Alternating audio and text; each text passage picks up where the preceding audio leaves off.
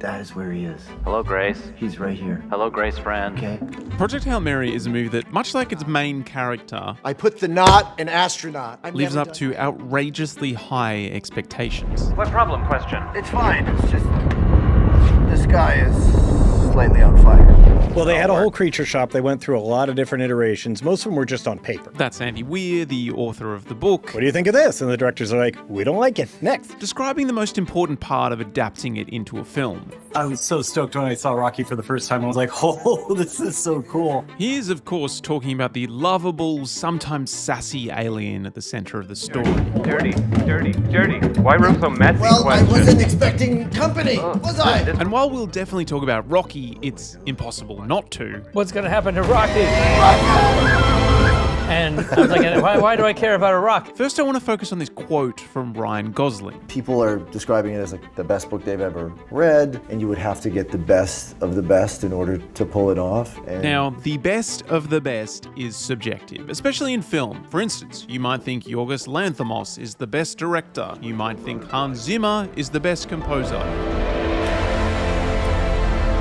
If you've had a head injury recently, you might think The Rock I've been waiting a long time for this. Keep waiting, bitch. is the best actor. But much like its heroes, Fist my bum. No. Project Hail Mary understands the importance of assembling not just the best individuals, Get to work, Dr. Grace. but the best possible team. The world is counting on you.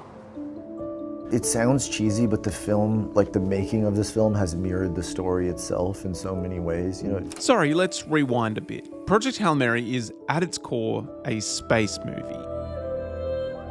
It's thematically much deeper than that, exploring the human spirit, friendship, sacrifice, and, like one of Weir's other works, human ingenuity. I'm gonna have to science the shit out of this. But simply put, it's a space movie, like any other. Houston, we have a problem. In Weir's fictional world, our sun is dying, and scientist Ryland Grace wakes up as the only person on a spaceship sent to discover why. No. Pilot detected! As he tries to work out how he got there, he receives some assistance from an unexpected alien guest. What's that? Is that good? Jazz hands means good? So putting your producer cap on and knowing what we know about the space movie genre, who would you pick to make this movie? The best of the best, so to speak. Grace, go home. Out of all of the cast and crew, lead actor feels the easiest. Ryan Gosling's range is insane. He's been in some hugely successful sci-fi movies already. He's even been an astronaut before. He's clearly a commercial draw. And yes, he's very, very funny.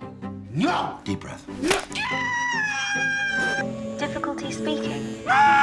In fact, Gosling's ability to both improvise comedically and tug at your heartstrings is why he fits the tone of this movie so well, And then Ryan will give you 30 different ways to convey that emotion. and why he got the role. I'm not sure there's a scene in the movie that doesn't have at least a little of Ryan's improv.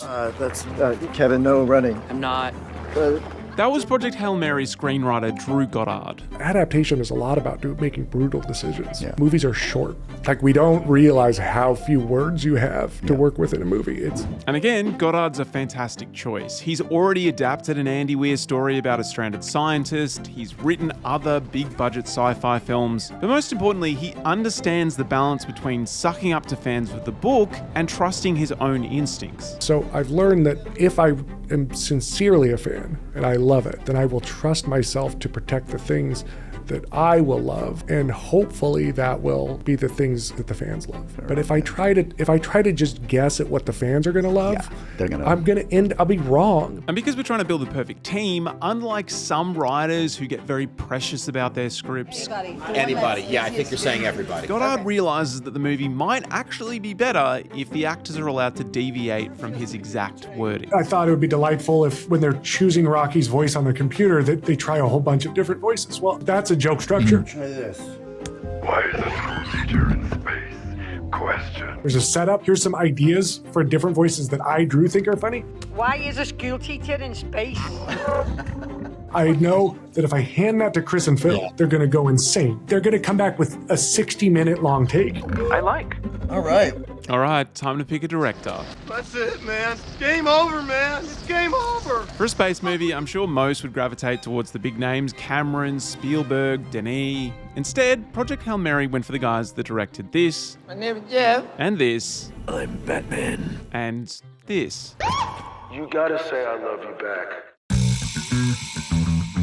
This is the most complicated movie we've ever worked on. And This is Phil Lord and Chris Miller, the co-directors of Project Hail Mary, and Project Hail Mary is answering the question, can adult men make friends if the universe depends on it? And the answer is probably. they seem like a lot of fun.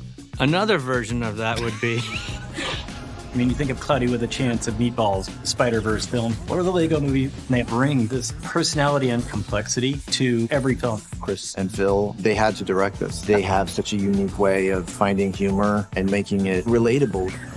There it is. I really like him. And you might ask, why hire 2 directors when you could hire 1? Well, that's simple. Our contribution to the movie comes from our conversation with one another, and it winds up creating things that neither one of us would have thought of in the first place. And the more interviews I watch, the more it becomes abundantly clear that the reason this movie worked was because Lord and Miller listened, like really listened, to their talented cast and crew. You have to plan to be flexible, right? And the sense of play has to like pervade the whole production. It means that like you've created a culture where Gary Props can pitch you an idea so that way it never gets stale. One example of this was Gosling having some ideas about the opening scene when Grace wakes up from a coma. Eye movement detected. He was insistent that he wanted to be a regular person and react like a regular person would in these scenarios. So we created a fight with the robot. It's also worth noting Lord and Miller just seem to love making movies. They radiate the joy of filmmaking and inventing new things. Which I think goes a really long way for an audience. Like I said in my Edgar Wright video, I think that fun comes through in the final product, which feels necessary in such a hopeful, uplifting story. always approaches movies the same way that we do, which is trying to do something new, trying to make something you haven't heard before or seen before. Here, Lord and Miller are describing another key to the film. The music, or specifically the composer, Daniel Pemberton. Daniel Pemberton is a genius. His score uses every musical idea on the planet. These days, blockbuster movies are usually scored by one of 2 men, Hans Zimmer or Ludwig Göransson. Can you hear the music, Robert? Yes, I can. And while I can't criticize either of their works, Pemberton had not only worked with Lord and Miller before, he also understood the inherent playfulness required here. It's a very complicated tightrope. The music has to deliver a sense of scale, wonder, but also comedy. I say neither, you say. Neither. No. We used woodblocks, metal, lots of body percussion, but then on top of that, we used the human voice. We used the choir, and the choir is a huge part of this score.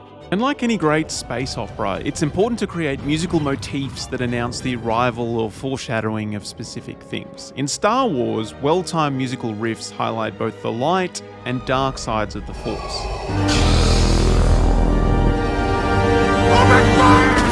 In Project Hail Mary, music works in a different way, connecting both time and place. In the film, Grace represents the hope of humanity, and he's left humanity behind. But the score connects Grace and the audience back with Earth.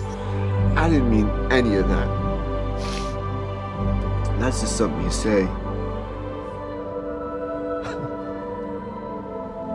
Now, if you have eyes, you might have noticed that Project Hail Mary is a beautiful looking movie. That is all thanks to this guy. This film needed to be lighthearted, but also deep and emotional. Greg Fraser is one of the best cinematographers working today. He's also Australian, so shout out Greg. But this movie is so pretty. If you want to find out more about his process and why it looks so good, I'd recommend going to watch this great interview with Patrick Tommaso. But I just wanted to play this story about how he works with the directors, the actors, everyone on the set to make the movie the best it can be. We shot most of this movie virtually. On a motion capture stage that we built during prep. While we're building the sets, we're spending like every morning on this stage. Greg Fraser, our cinematographer, and he has like a virtual camera on his shoulder. And it was originally sort of like, let's make sure that the sets that we're building for the spaceship are the right dimensions. And if we need to do a move that we can like know where we need to cut a section of the ship. Question moving, question. There's a hole in it! All right, enough foreplay. Let's talk about Rocky. No, sorry. I learn Earth. You keep teaching Earth now. It's no big secret that Rocky was, for the most part, a puppet operated here by James Ortiz and the Rocketeers. On set during shooting, Rocky was like right there, and like 5 uncomfortable puppeteers like either like crammed under the floor of the set or like hanging from a wire or something like that just to be out of the way. This puppetry is why he looks so tactile, so real in his scenes with Gosling. Here's Weir again talking about what could have happened. You can tell when something's CG. It doesn't quite land right. It can look perfect, but still you know something's off. The momentum of the creature moving isn't quite right. The eye line of the actor isn't quite right. It'll be some really subtle thing, and down in the back of your brain, it's like, this isn't quite right.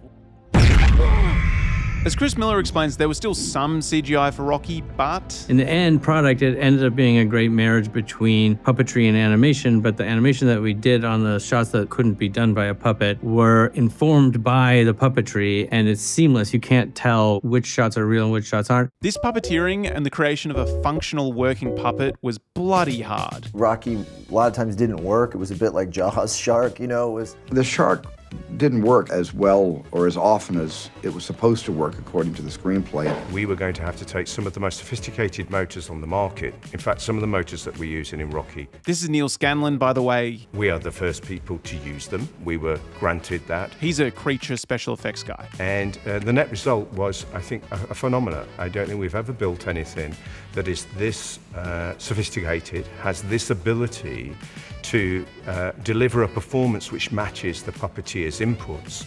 He puts on a little puppet show for me and my tiny brain, and you know what?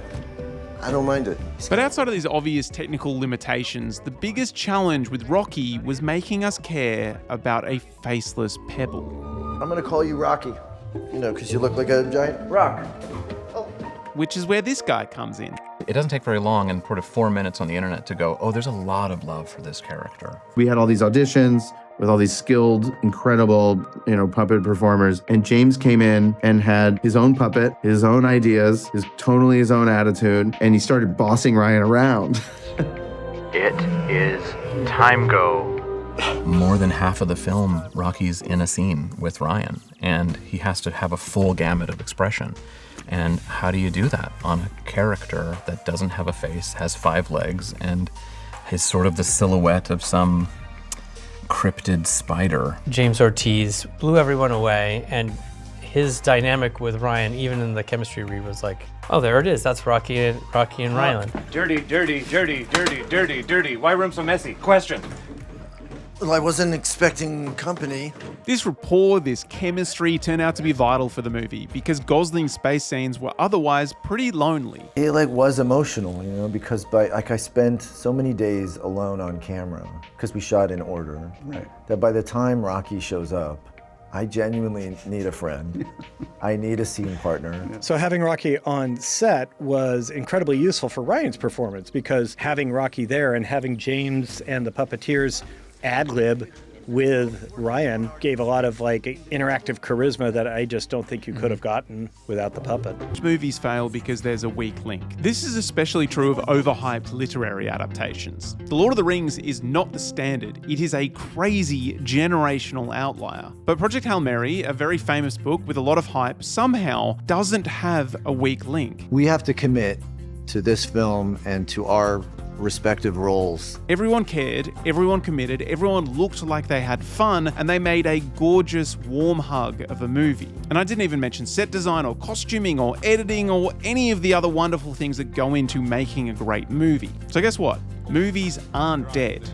You've just got to hire the right people. I mean, even though it is about the sun dying, it's hopeful in the sense that we're capable of anything, no matter how bleak it seems. That as long as you don't give up hope, that really anything is possible and miracles are possible.